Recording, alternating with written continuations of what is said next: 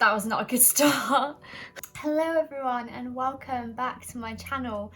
My name is Jen and I make videos all about books and reading and writing. Please join me in having a little end of year crisis, because how is it almost November?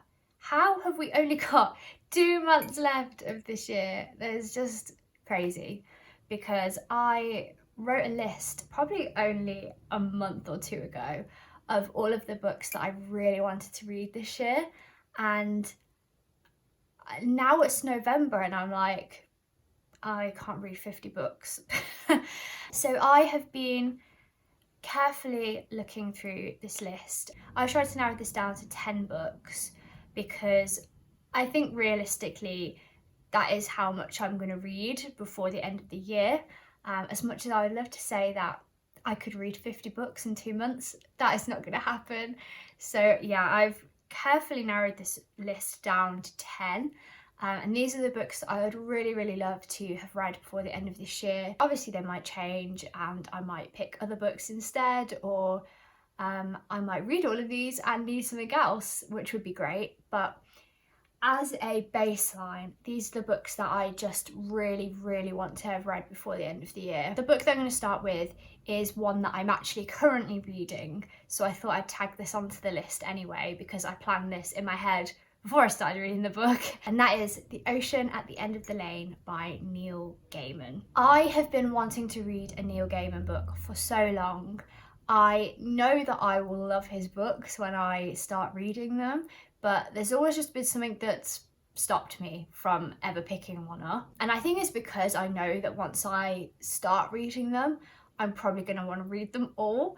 And so my goal this year was to at least start reading one, and it has taken me until the end of October to do that. But the one I started with is The Ocean at the End of the Lane. The story starts with a middle-aged man revisiting his home, his hometown, and he comes across a woman who is part of the Hempstock family, and this family was really influential to this man when he was a child growing up, particularly their granddaughter Letty, who he befriended as a child. In the garden of this family's home, they have a pond, but as soon as he sees this pond, he remembers that Letty referred to it as an ocean.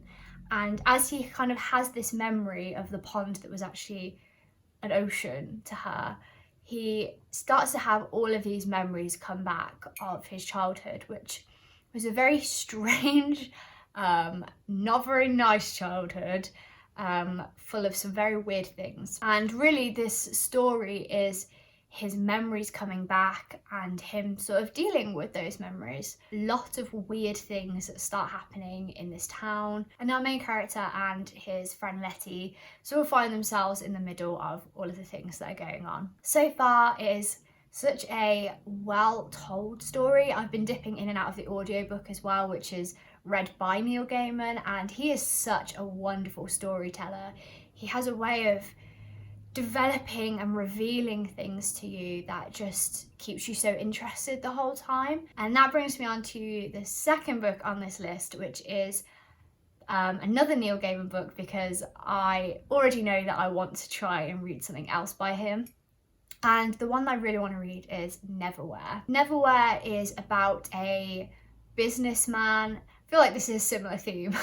It's about a businessman, and he is going about his day, and I believe he does an act of kindness to someone, and this act of kindness ends up catapulting him out of his life and into this sort of underground London where there are monsters and angels and knights and all sorts of weird things going on. And that is all I know about this book, but that's enough to draw me in. The next 2 books on this list are also 2 books that are by the same author as each other, which becomes a bit of a theme in this video, to be honest. About 3 years ago, whenever the book came out, I read An Enchantment of Ravens by Margaret Rogerson. Margaret Rogerson does such a good job of really throwing you into a fairy tale setting that feels like it's a fairy tale or a folklore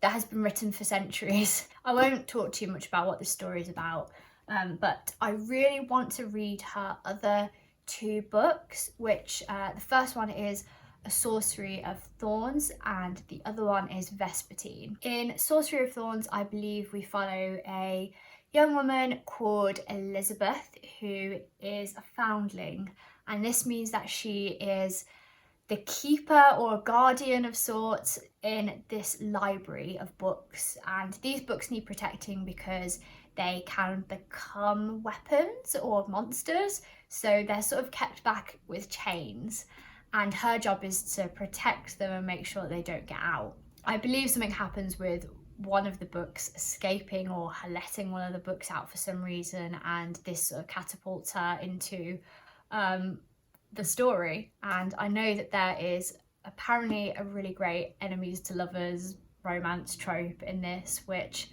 I know sometimes they could be a bit problematic, but I love them if they're done well. I don't read a lot of romance, but when I do, I really enjoy it when it's like a slow burn, not like a insta love kind of story. I've heard that this one is done well, so I'm very excited to pick that one up. Also, Margaret Rogerson's books are all young adult standalone fantasy books, and I am writing a young adult fantasy standalone book. I absolutely love reading other authors who've done this because I really find it fascinating how you can condense this whole new world and magic and this whole new land and system into one book. I think there's such an art to that, and I love reading books like that because I really want to learn personally how to do that well. So the second book is Vespatine. This story, all I know is that, again, it's a young woman, she's a protector of something and she needs to save the day, and there's probably a romance. That's generally how these stories go. Along the theme of young adult fantasy, I really want to read Once Upon a Broken Heart by Stephanie Garber.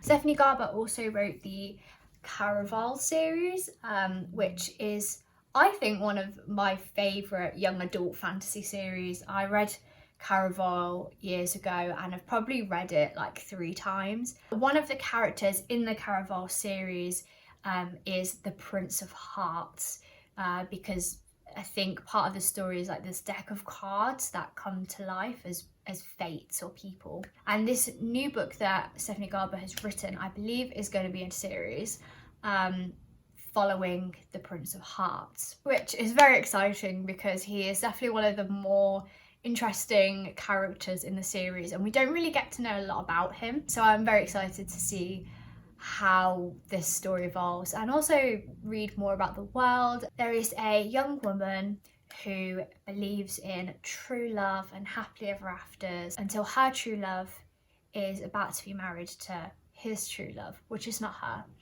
And she's desperate to stop the wedding and to mend her own broken heart that she makes a deal with the Prince of Hearts, which she doesn't quite realise exactly what that's going to entail, and I believe the rest of the story follows on from there. So again, it sounds like some light-hearted fantasy, romance, fun, and I've been reading so many quite heavy books lately that I'm really excited to just read something more light-hearted and fun. The next 4 books on this list are all by the same author again. This is an author who I first discovered about 5 years ago and recently picked up another of their books this year.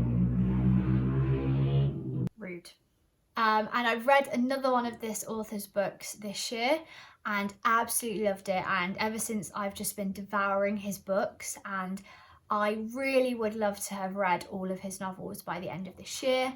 And if I am going to do that, then there are 4 more books of his that I haven't read. That author is Kazuo Ishiguro. The book I read like 5 or 6 years ago was Never Let Me Go, which is such a haunting, beautiful story. It's one of my favourite books of all time. For some reason, I never felt like reading anything else by this author after this book until March of this year, when Clara and the Sun came out, which was another speculative fiction. A lot of what Kazuo Ishiguro has written is more historical fiction, and when this came out, I was just really interested in the concept of it and absolutely loved it, which then led me on to read The Buried Giant and also The Remains of the Day. The Buried Giant is probably my favourite Kazuo Ishiguro book so far. I really love it. And The Remains of the Day is probably his most popular fiction that I've kind of heard of. And I liked it, but I didn't love it as much as the other ones. But I really want to finish his novels this year, which means I have 4 left. So the first book is An Artist of the Floating World, which is probably the one I'm the least interested in of all of the books, but I want to read it so that I have read them all. This story follows an artist. The artist in the story is remembering his past, which is a common theme in Kazuo Ishiguro's books, but he is remembering his involvement with the imperialist movement in Japan and their contribution to bringing Japan into World War II. A lot of what Kazuo Ishiguro reflects on is people looking back on history and finding their place in it, and perhaps realising that their place in it was either not quite as good as they remembered or perhaps better than they remembered. And I think this story sounds like it's again going to be one of those sort of reflections on his involvement and whether he did good stuff or maybe did some bad stuff and coming to terms with that. The second one is A Pale View of Hills, and I believe this was his debut novel, which was released in like the 80s, so this was his first book that he published, so I'm really interested to read it for that. This story follows a Japanese woman who is now living in England, and she's again reflecting on her past after her daughter has passed away from suicide, and she is sort of reflecting on her youth and life in Japan, and particularly after the war, how her and her friends have had to how they had to rebuild their lives. The next book is When We Were Orphans, which follows a British boy who's been brought up in Shanghai, and his parents mysteriously disappear when he's 9, so he's orphaned at 9 years old, and he is sent to go and live back in England. And as he grows up, he ends up becoming a detective, and he goes back to Shanghai to work out what happened to his parents. This one sounds very different to his other books, so I'm really excited for this one, and who doesn't love a good detective story? I don't know if it would be like action detective story, or whether it would be more, again, like a reflecting on my past whilst also solving some mysteries, but either way, I'm excited. It sounds great. And then the final one on this list is The Unconsoled, which is the one I'm most excited to read on this list and will probably read first. The story basically follows a pianist who kind of turns up to a concert that he is supposed to be playing in a European city somewhere, and he doesn't know where he is, he doesn't know what the concert is, and he doesn't remember ever booking this concert. So he ends up on the stage in front of all of these people with no memory of why he's there. And so the story unfolds from there, and I believe it's kind of like a dreamscape. It sounds very weird and bizarre, and quite creepy and eerie. I feel like it would be one of my biggest fears to be on a stage of thousands of people and they're all there expecting something from you, but you don't know what that is, you don't remember why you're there. That would just be the most scary, overwhelming thing. And I think this story takes that fear and just rolls with it and goes crazy with it. So I'm very excited for that one as well. And then the final book on this list is one that I actually only heard of quite recently, and that is The Bridge Kingdom by Danielle L. Jenson. And I only recently heard of this one, and it has quite mixed reviews. I think some people are really loving it and some people are really hating it, and I think it's because it sounds like it's quite tropey, in that it sounds like it has a lot of the typical fantasy romance tropes. So I think there's enemies to lovers and warring kingdoms and assassins and I don't know, all of the things that are quite typical in a fantasy story. But I think for me, because I have not been reading as much fantasy, like high fantasy kind of books, I haven't read a lot of them this year, and I'm really in the mood for some of those stereotypes. So I think for me, I will hopefully fall into the loving it category a bit more. The story follows a warrior princess who is ruled by two main things in her life. One, that the king of the Bridge Kingdom is her sworn enemy. And second, that she is going to be the one that kills this king. She goes to the Bridge Kingdom under the guise of a peace offering as a marriage alliance to this king, and she marries him, but actually she's there to kill him. I believe that the Bridge Kingdom, because it's literally the bridge between all of these other kingdoms, they are thriving and flourishing, but they're also depriving the other kingdoms around of a lot of things, and so there's a lot of unrest and hatred toward this kingdom.